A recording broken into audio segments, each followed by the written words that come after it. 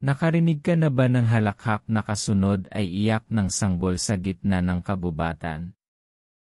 Naramdaman mo na bang may matang nakatitig sa iyo kahit wala kang kasama?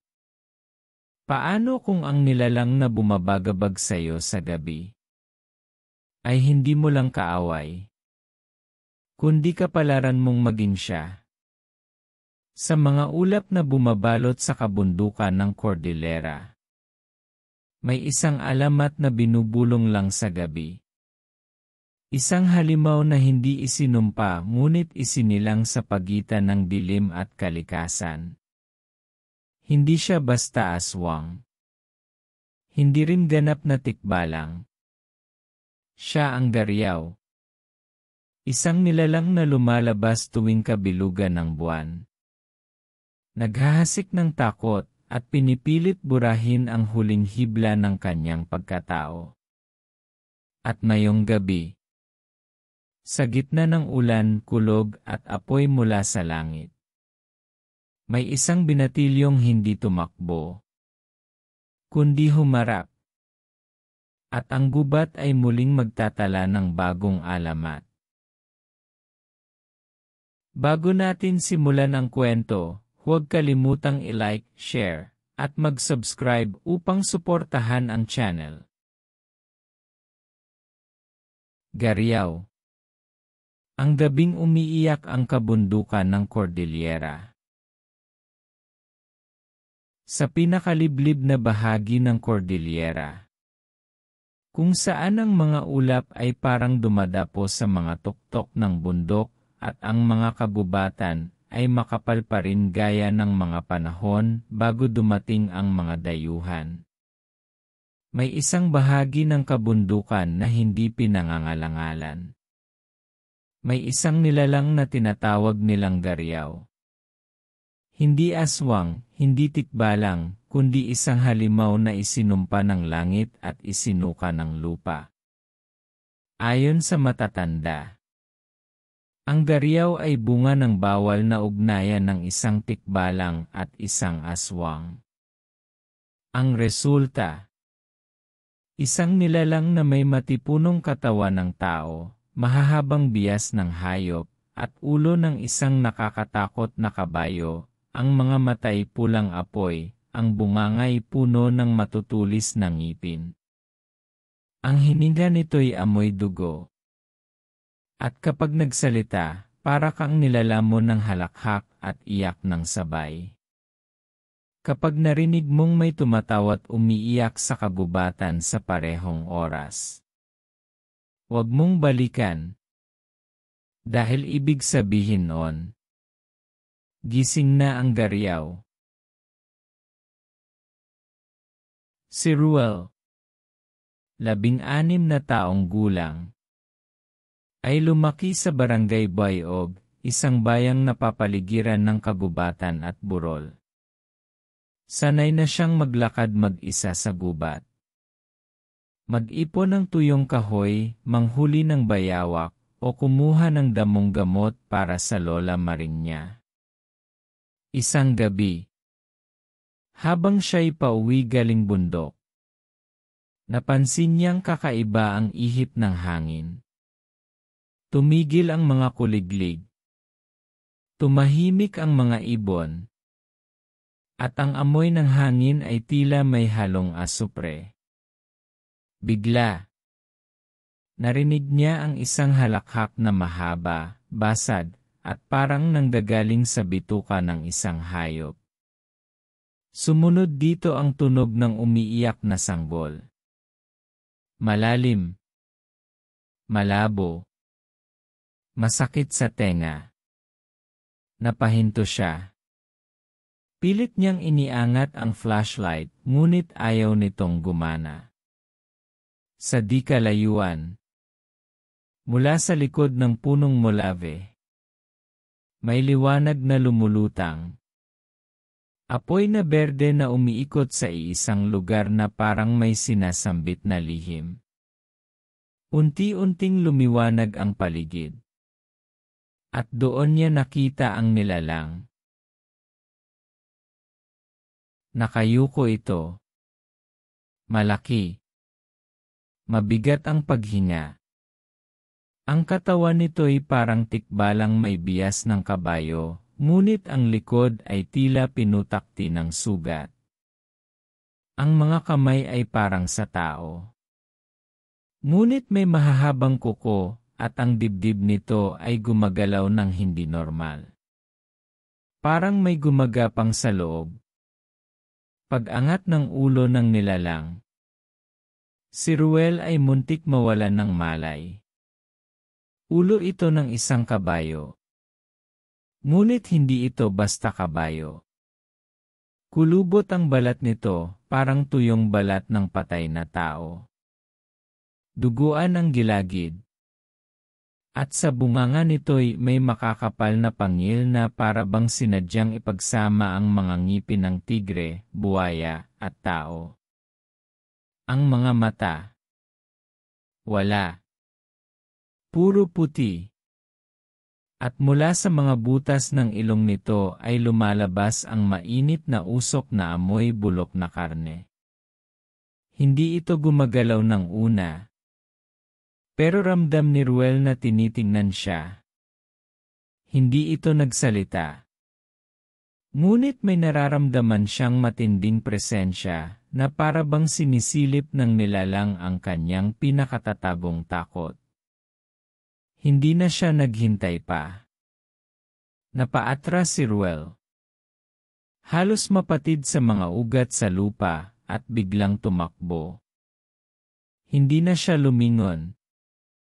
Hindi siya sumigaw.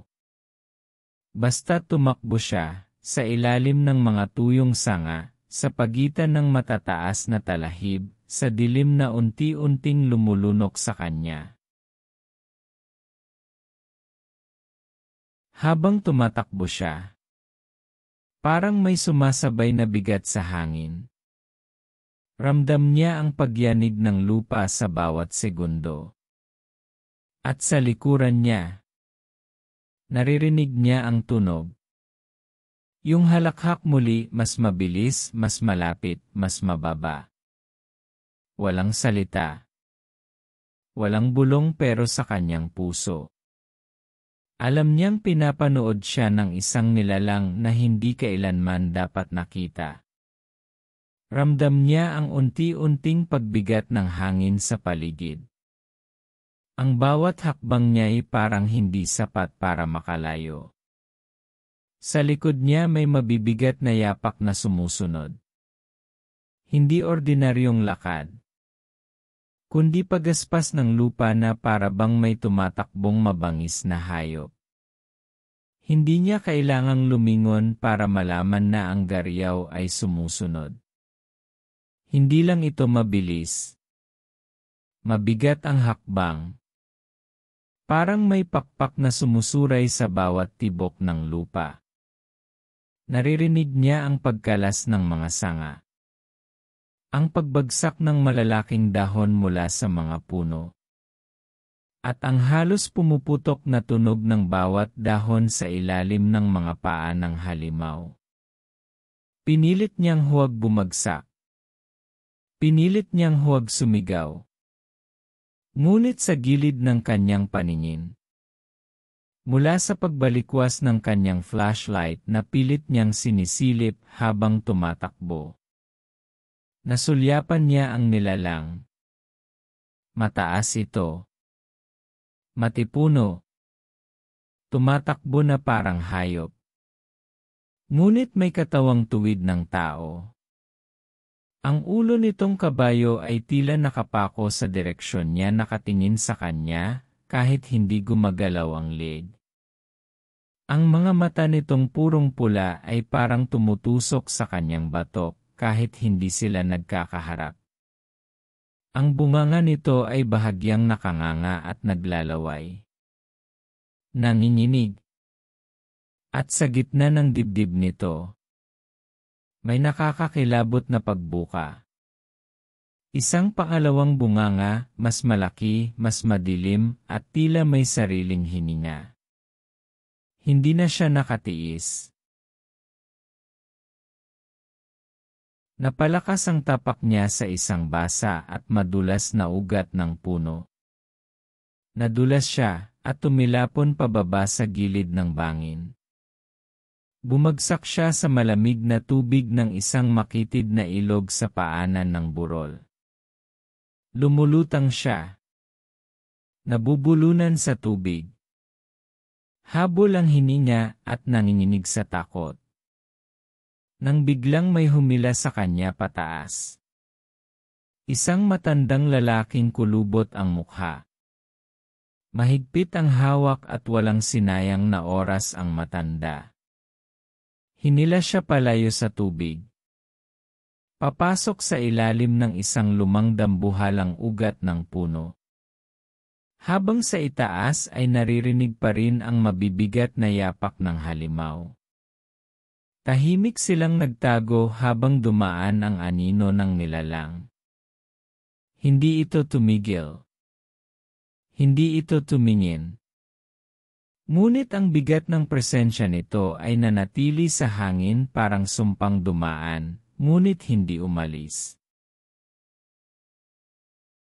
Kung hindi mo alam ang kasaysayan niya, hindi mo siya malalabanan. Sabi ng matanda. Si Tatang Ben, ang ermetanyong kilala sa buong gilid ng kabundukan ng Cordillera. Matagal na itong naninirahan mag-isa sa isang kubong yari sa bato at kawayan sa paanan ng bundok. Malayo sa sibilisasyon at malapit sa mga lihim ng kagubatan. Ang kanyang tinig ay parang alingawngaw ng mga alamat. Mahina pero tagos sa buto. Umusok ang tabako sa pagitan ng kanyang daliri habang nagsimula siyang maglahad. Ang Gariaw. Anya. Ay hindi basta halimaw. Isa siyang sinaunang lahi. Bunga ng pag-iisang laman ng isang tikbalang at isang aswang. Hindi ito pagsasamang pinahintulutan ng kalikasan. Ninang mga espiritu ng bundok. Kaya't isinilang ang isang nilalang na nasa pagitan. Hindi tao, hindi hayop, hindi multo, hindi ganap na laman. Sa tuwing kabilugan ng buwan. Dugtong ni Tatang Ben. Tulad ng mga karaniwang aswang. Nahahayok siya sa laman at dugo ng tao. Ngunit higit pa roon. Ang gutom niya ay hindi lang pisikal. Hinahanap niya ang damdamin. Ang takot. Parang hinahanap niyang punuin ang isang bahagi ng kanyang kaluluwa na laging hungkad. Tahimik si Ruel. Nakaupo sa isang batong basa, nanginginig ang kanyang kamay. Ang mga mata niya'y puno ng tanong at takot. Ang tinig niya ay halos hindi lumalabas. Pwede pa ba siyang mapigilan? Tanong niya sa wakas. Tumango si Tatang Ben. Hindi siya tinatalo ng asin. Hindi siya pinapahina ng langis o abo. Iyan ay para sa mga nilalang na mula sa lupa.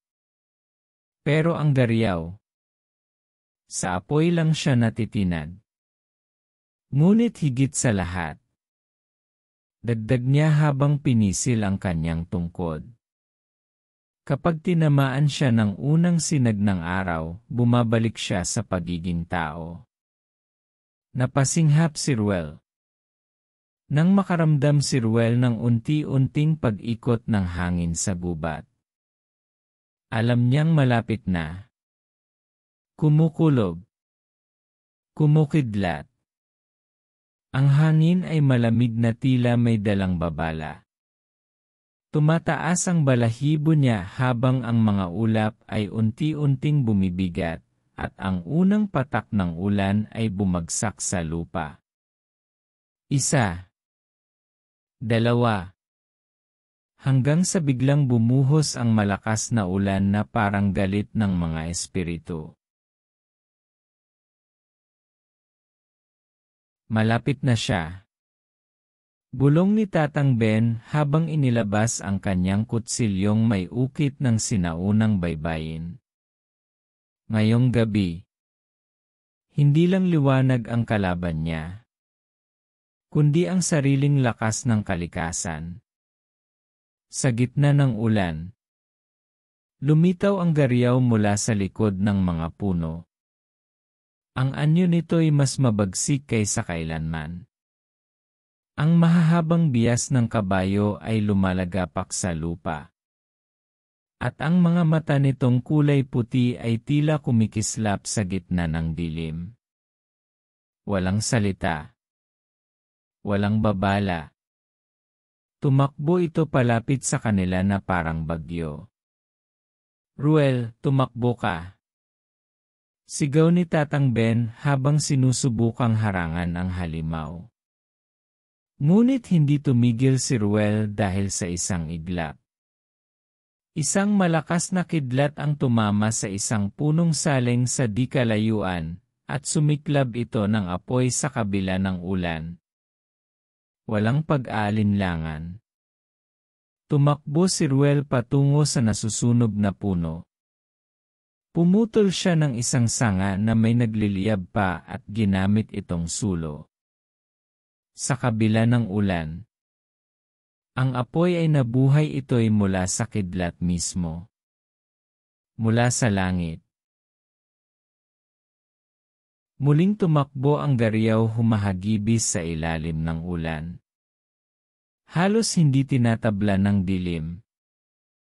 Ngunit sa bawat hakbang, nilalabanan ito ni Ruel. Isinusugod ang apoy mula sa puno ng kidlat. Sumigaw ang gariyaw. Napaatras. Ang balat nito'y parang nasusunog sa apoy mula sa langit. Ngunit hindi pa ito tapos. Sa isang mabilis na galaw, tinangay nito si Tatang Ben at itinapon sa lupa. Duguan ng matanda. Hirap huminga. "Ruel." Bulong ni Tatang Ben. "Huwag mong hayaang magtagumpay siya." Umuulan pa rin ng malakas, at sa gitna ng putik at sigaw ng kulog, hinarap ni Ruel ang gariyaw. "Hindi ako takot sa iyo." Sigaw niya. At gamit ang sulo, isinugod niya ito sa dibdib ng nilalang. Isa pang kidlat ang tumama sa eksaktong oras na ang apoy ay bumaon sa katawan ng gariyaw. Sumigaw ito ng ubod ng lakas. Nagliyab ang katawan. At sa huling pagkakataon, bago sumikat ang araw, bumagsak ito sa lupa. Nangingisay. Nasusunog. At unti-unting nagiging abo sa gitna ng ulan. Tahimik ang paligid. Ang apoy mula sa kidlat ay unti-unting namatay. Ang ulan ay humina. At si Ruel, duguan at pagod, ay lumuhod sa tabi ni Tatang Ben. "Natapos na ba?" tanong niya. Hinihingal. "Hindi pa." "Hindi siya nag-iisa." Sagot ng matanda. Bahagyang nakangiti. "Pero ikaw na ang tagapagsalaysay ngayon."